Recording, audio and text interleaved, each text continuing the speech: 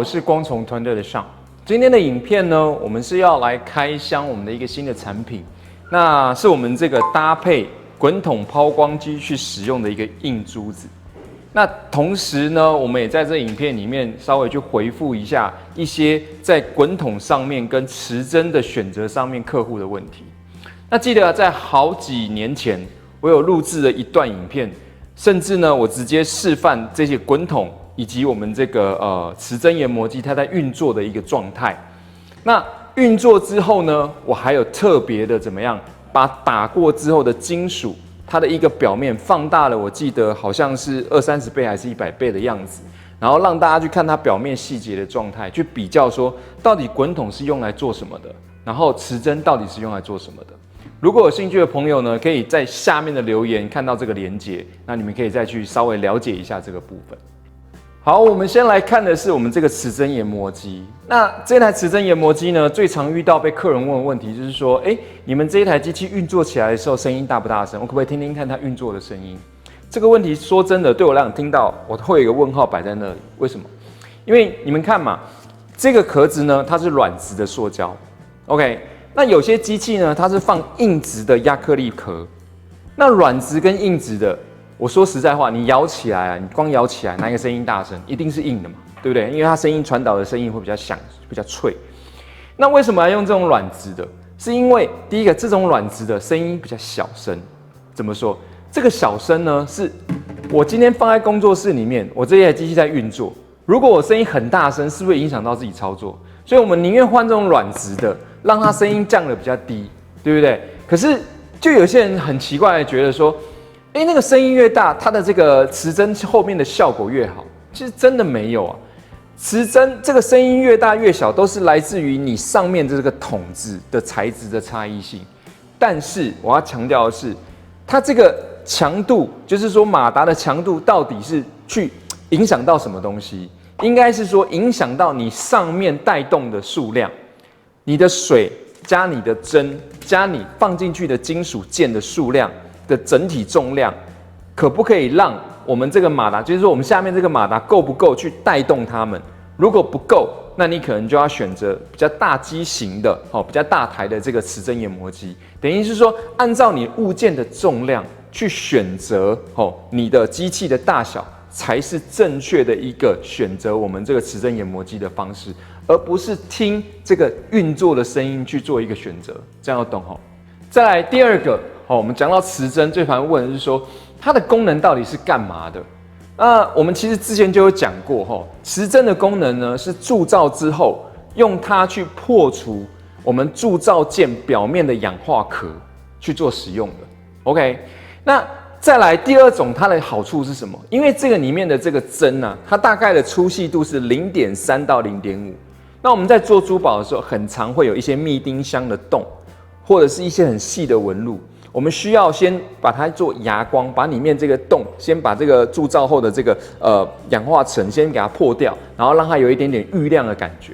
这时候就可以借由我们这个持针研磨机，因为它针够细嘛，去把它打到有点预亮的感觉。但是我要强调这个亮不是抛光的亮，它只是这个针去压过去、去撞击过去之后产生的一个光度，它不是抛光的那个净度，这个是很大的一个差别哦。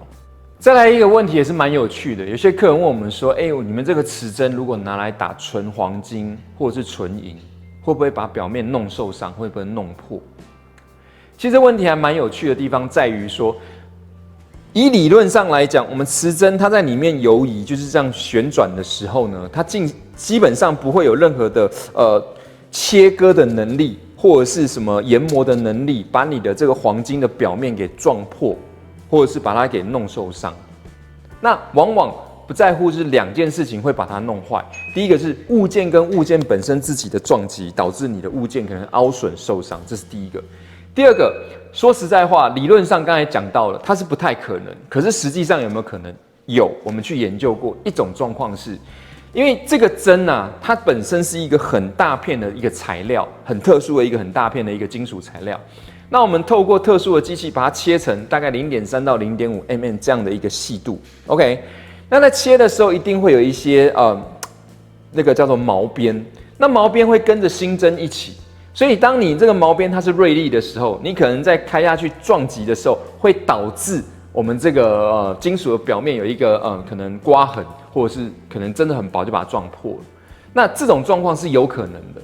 所以通常我建议客人买到这种新的机器的时候，拿到家的第一件事情是装水，放一些边角料在里面，把这个针放下去，先打个30分钟1个小时，等于是有点做开针的动作，让它这个毛边锐利边呢能够先消掉，再去做使用会比较好一些些。甚至如果你的机器用一段时间的时候，那些针拜托不要直接丢掉，那些针都可以一起回收再利用，因为那些针已经用一段时间了，所以它对这种金属的伤害度其实是很小的。哦，那我们就是需要这样的一个旧针去使用的时候，才不会造成所谓不必要的一些损伤的问题。接着我们要介绍的是我们这个滚筒。那滚筒抛光机呢，我们在介绍它之前，我们先来认识一下，就是我们这个滚珠。那滚珠目前呢，我们有3款，就是第一个是玛瑙珠，第二个是不锈钢珠，就是白铁珠，然后再来一个叫硬珠。那我先讲它的珠子的一个选择的方式。今天如果你不是我们做珠宝的，好，那但是你需要滚筒，那你要选择什么尺寸的珠子？大概分享一下。如果你的物件是10 mm， 那我会建议你就是除以2，好，除以2就是用5 mm 的珠子的直径去打，效果会最好。但是如果你的物件上面有一些细洞、细微的地方需要去打，那我会建议你除以4，所以大概就是如果10 mm 就除以4，大概2.5的这个 mm 的直径就可以。那以我们珠宝来讲，因为我们物件戒指上面都有密钉箱的东西，所以 range 啦，我们大部分都是落在2跟3这个之间去游移。OK， 这是它的一个尺寸的部分。好，接着我们要介绍的是我们这个滚珠的材质的差异性。我们现在看到的是这个玛瑙珠。哦，玛瑙珠呢，一般我们建议客人，它这个我先讲，这个玛瑙珠就跟我们这个黄金啊、银啊，他们在牙光的时候用的这个玛瑙刀的这个材质，这个玛瑙是同样的。哦，所以把它放在滚筒里面滚的时候，自然而然它也是拿来滚什么纯黄金，还有我们这个纯银的时候去有一个效果在。那它的作用主要是让它可以达到一个所谓的预亮的动作，同时呢也不会说因为玛瑙比较轻，不像这个白铁珠撞击能力重量比较重，所以它在滚的时候呢比较不容易让它变形，或者是说弯曲凹折这样子。那但是同时在滚动的时候又可以像我们玛瑙刀一样，它有一个牙光的效果在。所以如果你是纯黄金跟银的朋友，用这个玛瑙珠去滚，它的效果会非常的好。最后要介绍的是我们这个新产品，叫做硬珠的这个珠子。那这个珠子其实它原始的材料叫做氧化锆。那氧化锆呢，如果这里面的锆含量越多的话，它的耐用度以及它的硬度就会越高。那以我们这一包来讲的话，我们用的是95% 的锆含量。那相对的锆含量越多的话，它价格会越贵。所以其实这样的氧化锆一包跟我们的白铁珠是一样的，同等价位了，同等价位。但是它就有区别来了。我们先讲哦，它是同样的这个几乎快接近的这个硬度以及这个耐用度，但是呢，这个第一个它的质量就不一样，你会明显看到，同样1公斤有没有？白铁珠是比较少，氧化锆这个硬珠是比较多，所以以大台的滚筒来说的话，一包这个氧化锆就是硬珠就够了。可是如果你是滚筒是搭配这个不锈钢珠，我会建议到2包，它的量才会够用。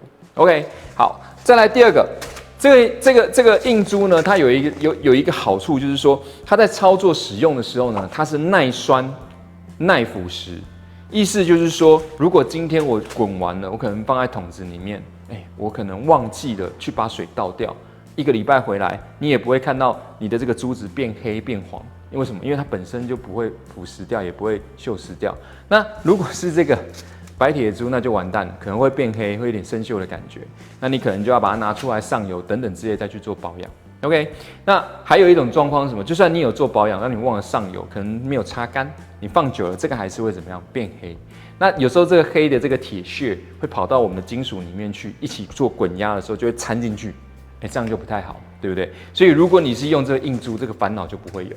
OK， 再来，这个硬珠它的摩擦系数非常的低，意思就是说它表面的本身非常的光滑。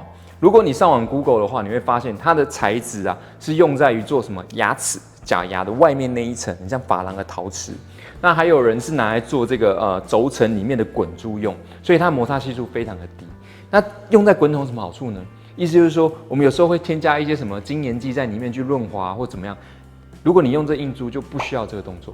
懂我意思吗？它本身的这个摩擦系数就很低，那同时也因为质量轻，所以撞击的力道也会稍微轻柔一点点。如果比这个我们这个不锈钢珠来讲的话，意思是说不太容易会让你的这个金属变形或撞伤的问题就可以降低很多。